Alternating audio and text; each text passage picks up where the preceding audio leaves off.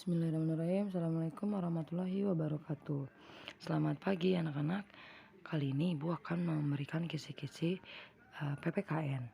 Materinya adalah mengenai keberagaman agama di Indonesia, Pancasila, Bhinneka Tunggal Ika, dan gotong royong. Tolong simak video ini dengan baik ya. Nanti di akhirnya Ibu akan memberikan beberapa tugas. Menghargai keberagaman adalah sikap yang perlu dalam mempertahankan keutuhan bangsa dan negara Indonesia yang masyarakatnya memang majemuk, mulai dari agama hingga suku. Ada banyak contoh sikap yang mencerminkan penghargaan terhadap keberagaman tersebut.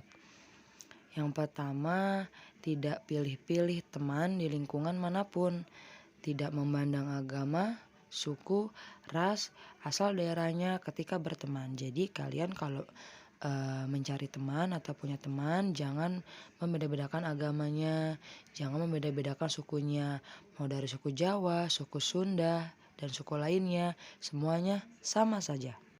Yang kedua, tidak mengganggu jalannya ibadah agama atau kepercayaan lain. Misalnya Hari Raya Idul Fitri bertepatan dengan dimana umat Kristen melaksanakan ibadah. Nah, di situ harus ada toleransi satu sama lain, dimana umat Kristen artinya harus lebih mengalah, membiarkan umat Islam untuk melaksanakan sholat Idul Fitri terlebih dahulu, baru kemudian mereka melaksanakan ibadah di gerejanya. Itu kalau antara gereja dengan masjidnya berdekatan. Kemudian ketiga, tidak mencela atau menghakimi pilihan agama seseorang. Jadi biarkan mereka mau memilih agamanya masing-masing.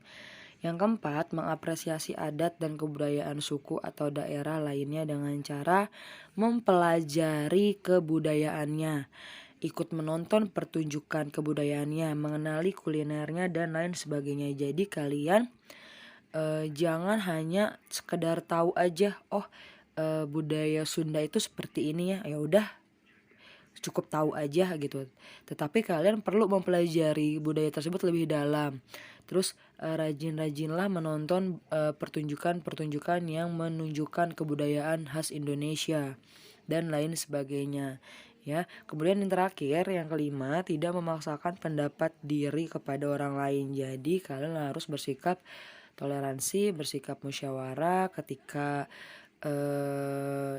mengalami atau sedang menghadapi suatu keputusan, suatu masalah, carilah keputusan tersebut secara bersama-sama. Nah, tahukah kamu Indonesia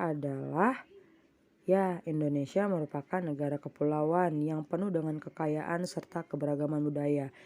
Bahkan pulau Indonesia lebih dari 17.500 pulau yang ada di Indonesia. Indonesia memiliki jumlah penduduk sekitar 260 juta jiwa.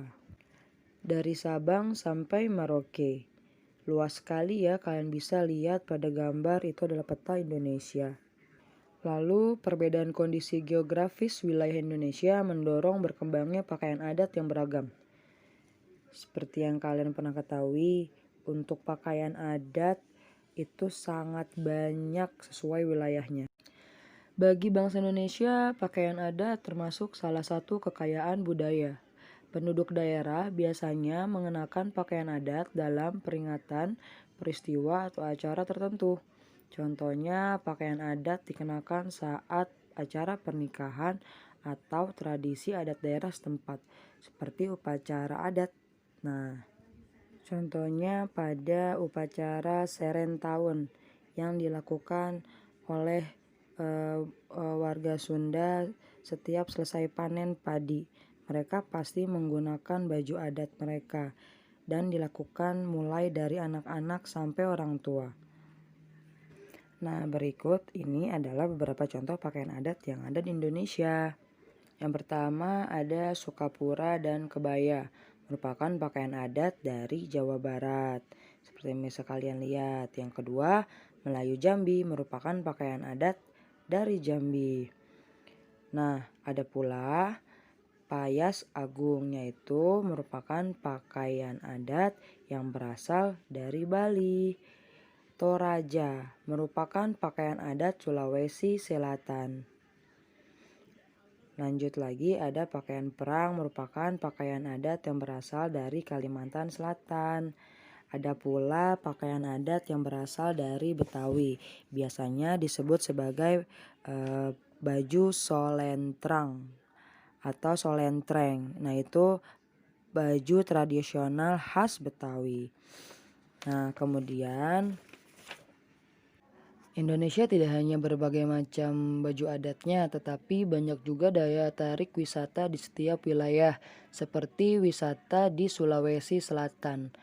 Wisatanya adalah Kete Kesu dari Tanah Toraja. Itu sangat terkenal di sana. Kemudian ada juga tradisi permainan lompat batu yang berasal dari Nias. Itu merupakan bagian daripada awalnya permainan tersebut ada, itu tujuannya adalah untuk membela bangsa Indonesia. Meskipun penuh dengan keberagaman, Indonesia seperti budaya, kemudian ada pula keberagaman keyakinan, ada macam-macam agama ya, dan warna kulit, tetapi Indonesia tetaplah satu. Artinya, mari kita saling menghormati dan menghargai satu sama lainnya.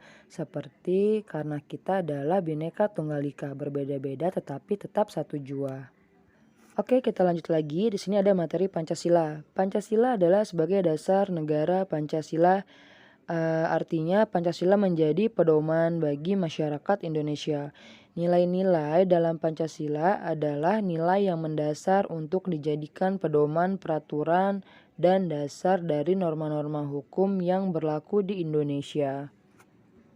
Artinya, jadi segala peraturan di Indonesia harus sesuai dengan nilai-nilai yang tercantum dalam Pancasila 1-5.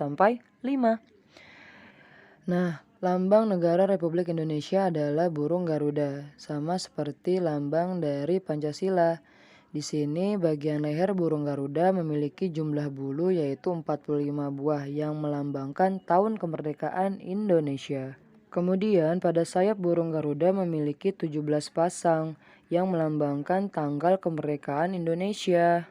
Lanjut lagi, pada bulu di bawah perisai burung Garuda memiliki jumlah bulu 19 buah, masih sama melambangkan tahun kemerdekaan Indonesia yaitu 1945.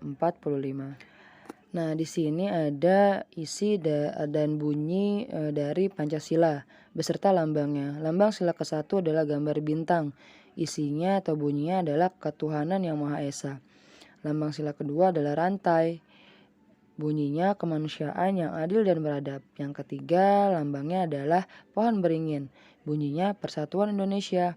Yang keempat, lambangnya adalah kepala banteng. Bunyinya kerakyatan yang dipimpin oleh hikmat, kebijaksanaan dalam permusyawaratan perwakilan. Dan yang kelima, lambangnya adalah padi dan kapas. Bunyinya keadilan sosial bagi seluruh rakyat Indonesia. Kita lanjut lagi materi berikutnya mengenai gotong royong. Sebelumnya, kalian harus tahu loh, setiap kesulitan akan mudah terselesaikan apabila kita lakukan dengan kebersamaan atau kerjasama. Kebersamaan sama dengan kerjasama. Kerjasama itu sendiri dapat diartikan sebagai gotong royong. Gotong royong adalah bekerja bersama-sama untuk mencapai suatu hasil yang diinginkan bersama. Gotong royong sudah menjadi ciri khas bangsa Indonesia sejak zaman dahulu, sejak zaman nenek moyang kita. Adapun macam-macam gotong royong yang bisa kalian lakukan dalam kehidupan sehari-hari. Yang pertama, gotong royong di sekolah, yang kedua di rumah, dan yang ketiga di lingkungan masyarakat. Di sini kalian bisa lihat gotong royong di lingkungan rumah. Contohnya yang pertama adalah membersihkan rumah sama-sama. Yang kedua, membersihkan halaman rumah secara bersama-sama, boleh dengan kakak, adik, paman, dan lain sebagainya. Dan yang terakhir, membantu ibu masak. Jadi itu salah satu dari bentuk gotong royong di rumah loh.